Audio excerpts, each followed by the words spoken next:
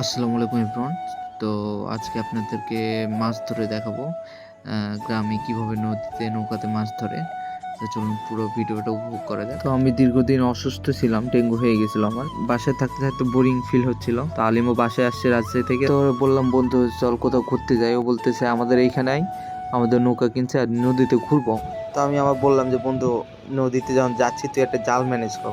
তো নাইম ভাই আবার এলাকা থেকে একটা জাল ম্যানেজ করে মাছ ধরার জন্য। আর এখন তো নদী একদম ভরা নদী, একদম পানিতে থই থই করতেছে আর এত সুন্দর দৃশ্য, আমার মনটাতে একদম ভালো হয়ে যায় এই দৃশ্য দেখার পর। তো আমাদের সাথে আঙ্কেলও আছে।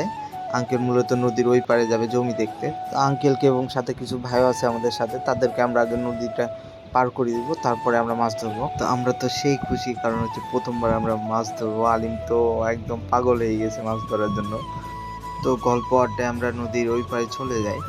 দেখেন কত সুন্দর দৃশ্য, মানে দেখলে মাথায় নষ্ট।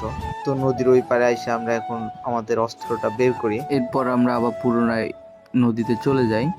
এরপরে আমরা এখন একটা জায়গা দেখে সিলেক্ট করে সেইখানে আমরা জাল ফেলবো। তো নাইম ভাই প্রস্তুতি নিয়ে নিচ্ছে জাল ফেলার। জালের মাথায় নাইম ভাই একটা বোতল বেঁধে দিল, তারপরে জাল ফেলা শুরু করে। তো আমরা তো সবাই সেই খুশি, কারণ প্রথমবার আমরা নদীতে এইভাবে জাল দিয়ে মাছ ধরতেছি।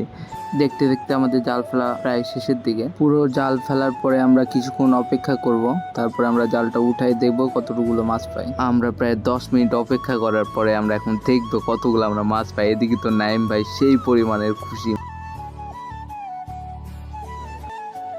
নাইম ভাই এদিকে জাল উঠানো শুরু করছে, কিন্তু এ পর্যন্ত আমরা কোনো মাছেরই দেখা পাই নাই। পুরোটা জাল উঠানোর পরেও আমরা একটা মাছও পাই নাই। এদিকে তো নাইম ভাই হতাশ। জাল তোলা শেষ করতে করতে আমাদের সন্ধ্যা হয়ে যায়।